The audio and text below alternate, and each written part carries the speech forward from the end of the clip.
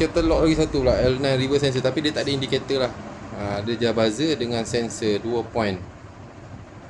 Okay, L9, L7 dia tak ada sampai 4 point semua, dia ada 2 point saja. Okay, dah test ni saya dekat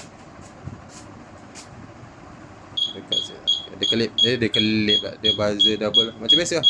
Makin dekat makin dia makin kuat lah.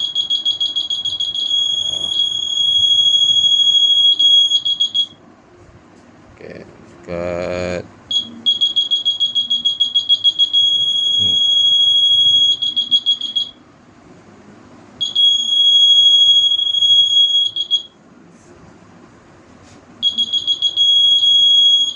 ngam. Function cemerlang. Dia senang wire dia. Wire reverse, wire ground, fuse semua ada. Ni dia punya buzzer dia. Lepas tu dia ada indikator apa lah, nak slow ke apa buzzer dia kot. Soket semua ada ni. Cantik lah. Salah sikit dah. Wih, bising kau. Sekejap. Tutup dulu. Sikit lah, tak ada masalah pun. Dia tak ada patah, tak ada apa. Ni semua function. Saya semua handsome.